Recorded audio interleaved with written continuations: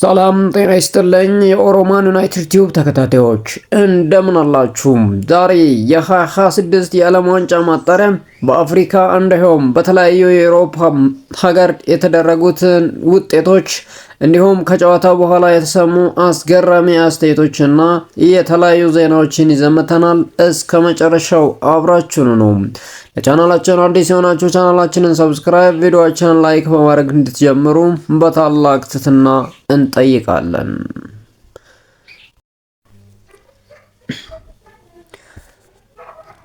በቅድሚያም ወደ አፍሪካ የ2026 የዓለም ዋንጫ ማጣሪያ የትላንት ጨዋታዎች እናልፋለን።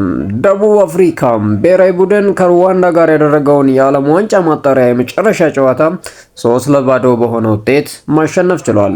ድሉን ተከትሎ ደቡብ አፍሪካ ምድቧን በበላይነት በማጠናቀቅ ለ2026 የዓለም ዋንጫ ውድድር ማለፍ ችላለች።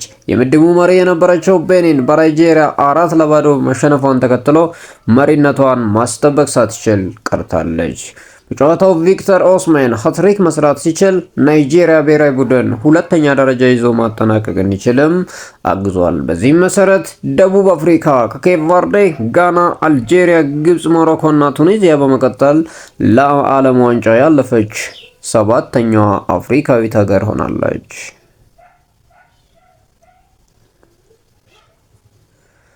በተያያዘ ዜና ሴኔጋል እና ኮትዲቫርም ለዓለም ዋንጫ ማለፋቸውን አረጋገጡ። የሴኔጋል ብሔራዊ ቡድን ከሞሪታኒያ ጋር ያደረገውን ማጣሪያ ጨዋታ 4-0 በሆነ ውጤት ማሸነፍ ችሏል። ይህንንም ተከትሎ ሴኔጋል ምድቧን በበላይነት በማጠናቀቅ ለዓለም ዋንጫ ማለፏን አረጋግጣለች። ሴኔጋል ለሶስተኛ ተከታታይ ጊዜ ለዓለም ዋንጫ የውድድር ማለፍ የቻለች ሀገር ሆናለች። ኮትዲቫር በበኩሏ ኬንያ 3-0 በሆነ ውጤት በማሸነፍ ምድቡን በአንደኝነት አጠናቃ ለዓለም ዋንጫው አልፋለች።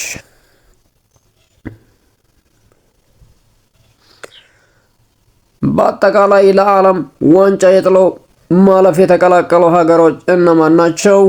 በአንደኛ ደረጃስ በመውጣት ቀጥታ ትኬታቸውን የቆረጡት ማን ናቸው የሚለውን ለማየት እንሞክራለን። አፍሪካን ወክለው በ2026 ዓለም ዋንጫ ውድድር የሚሳተፉ 9 ብሔራዊ ቡድኖች ተለይተው ታውቀዋል። በቀጣይ አፍሪካ ተጨማሪ አንድ ብሔራዊ ቡድን የዓለም ዋንጫውን የሚቀላቀል ይሆናል።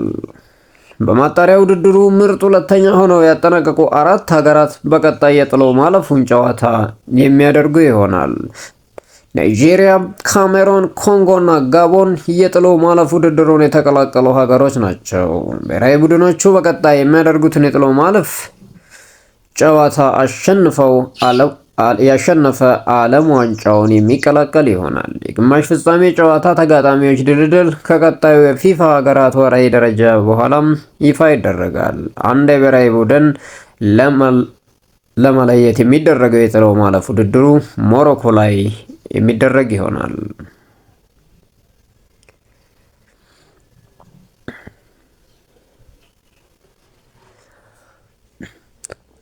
በአጠቃላይ ከአፍሪካ እነማን ናቸው ለዓለም ዋንጫ ማለፋቸውን ያረጋገጡት የሚለውን ለማየት ያክል ኮትዲቫር፣ ሴኔጋል፣ ደቡብ አፍሪካ፣ ኬፕ ቨርዴ፣ ጋና፣ አልጄሪያ፣ ግብጽ፣ ሞሮኮ እና ቱኒዚያ 9ኙ በቀጥታ የዓለም ዋንጫን ትኬት ያገኙ ሀገራት መሆናቸው ታውቋል።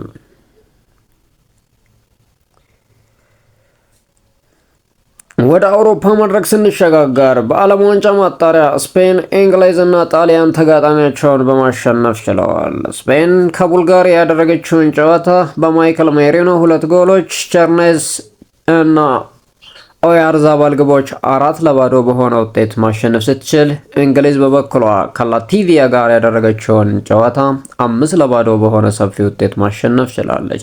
ልማደኛው ሃሪ ኬን 2 ጎሎችን ሲያስቆጥር፣ አንቶኒ ጎርደን፣ ኢዜ እና ቶኒ ቬስ በራሱ መረብ ላይ ያስቆጠሩት ሌሎች ተጫዋቾች ናቸው። ጣሊያን ከእስራኤል ያደረገችውን ጨዋታ 3-0 ስታሸነፍ በሬቴጌ እንዲሁም ማንቺኒ ጎሎች 3-2 በሆነ ውጤት አሸንፋለች። በሌላ በኩል ፖርቹጋል ከሃንጋሪ ያደረገችውን ጨዋታ 2-2 ስትል ላይ ክርስቲያኖ ሮናልዶ ታሪክ የሰራበትን 2 ጎሎች ማስቆጠር ችሏል። ክርስቲያኖ ሮናልዶ በ40 ጎሎች የዓለም ዋንጫ ማጣሪያ የምንጊዜም ከፍተኛ ጎል አስቆጣሪ መሆን ችሏል። ጆርዳን ፒክፎርድ በእንግሊዝ ብሔራዊ ቡድን በተከታታይ 9 ጨዋታዎች ላይ ግብ ሳይቆጠርበት የወጣም የመጀመሪያው ግብ ጠባቂ በመሆን እሱም ሌላ ታሪክ ሰርቷል። በሌላ በኩል በኤሲያ የአህጉር ሳውዲ አረቢያ ለ2026 የዓለም ዋንጫ ማለፏን አረጋግጣለች።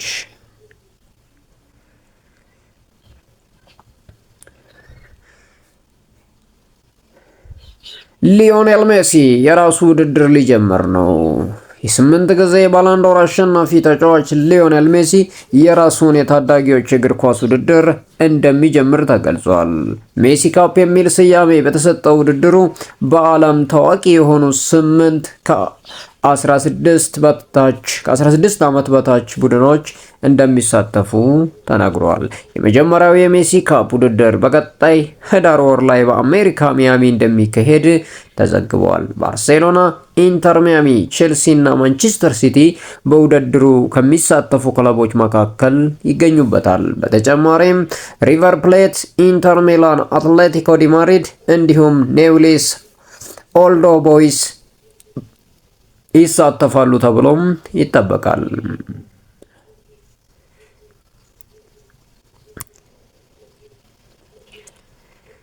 ሲሼልስ ሁሉንም የማጣሪያ ጨዋታዎች በመሸነፍ ታሪክ ሰራች። ሲሼልስ ብሔራዊ ቡድን በዓለም ዋንጫ ማጣሪያ ያደረጋቸውን 10 ጨዋታዎች ሙሉ በሙሉ በሽንፈት አጠናቋል። ብሔራዊ ቡድኑ ዛሬ የመጨረሻ የማጣሪያውን ጨዋታ ከጋምቢያ ጋር አድርጎ 7-2 በሆነ ሰፊ ውጤት ማሸነፍ ችሏል። ብሔራዊ ቡድኑ ባለፉት 2 ጨዋታ 14 ጎሎች ሲቆጠርበት በአጠቃላይ 53 ጎሎች ተቆጥሮበታል። ሲሼልስ በማጣሪያው ሁሉንም ጨዋታ የተሸነፈች ብቸኛ ሀገር በመሆን ጥሩ ያልሆነ ታሪክ ጽፋለች። የስዊድን ብሔራዊ ቡድን አሰልጣኙን አሰናበተም። የስዊድን ብሔራዊ ቡድን እያስመዘገበ በሚገኘው ደካማ ውጤት ተከትሎ የቡድኑን ዋና አሰልጣኝ ዶናልድ ቶማስን አሰናበተም። ስዊድን በዓለም ዋንጫ ማጣሪያ ያደረገችውን የመጀመሪያ 4 ጨዋታዎች ማሸነፍ ሳትችል ቀርታለች። ብሔራዊ ቡድኑ በ3ቱ ጨዋታዎች ሲሸነፍ በ1 ነጥብ ተጋርቶ ወጥቷል። ይህንንም ተከትሎ ስዊድን በ1 ነጥብ የምድቡን የመጨረሻ ደረጃ የያዘች ሲሆን ከዓለም ዋንጫው የመቅረት እድሏም እየሰፋ ይገኛል። ባለፉት 4 ጨዋታዎች አሌክሳንደር አይዛክ እንዲሁም ቪክተር ዮከሬስን የያዘው የፊት መስመር 2 ግብ ብቻ ነው ያስቆጠረው።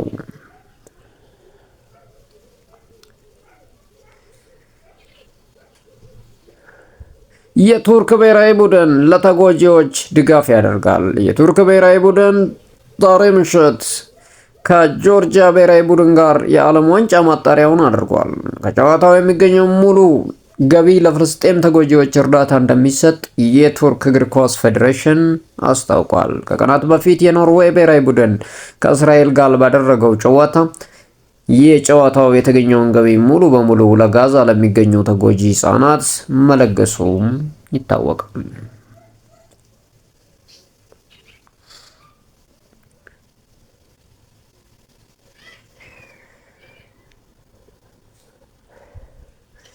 በመጨረሻም ሮበርት ሌቫንዶስኪ ጉዳት እንዳጋጠመው ተነገረም። የካታላኑ ክለብ ባርሴሎና የፊት መስመር ተጫዋች ሮበርት ሌቫንዶስኪ የጡንቻ ጉዳት እንዳጋጠመው ተገልጿል። ይህንንም ተከትሎ ሮበርት ሌቫንዶስኪ ከኤል ክላሲኮ ጨዋታ ውጪ እንደሚሆን የስፔን መገናኛ ብዙሃን ዘግበዋል። ባርሴሎና በበኩሉ የተጫዋቹን መጎዳት አረጋግጦ ለምን ያህል ከሜዳ እንደሚርቅ አልገለጸም። ሮበርት ሌቫንዶስኪ በጉዳቱ ምክንያት ከ4 እስከ 6 ሳምንታት ከሜዳ ሊርቅ እንደሚችል እየተዘገበም ይገኛል። ወደ ቻናላችን ተከታታዮች ቻናላችንን ሰብስክራይብ እንዲሁም ቪዲዮአችንን ላይክ በማድረግ ቤተሰብ እንዳይሆኑ በአክብሮት እንጋብዛለን። በሌላ ጠቃሚና አዝናኝ ስፖርታዊ ዜና እስከምንገናኝ ሰላም።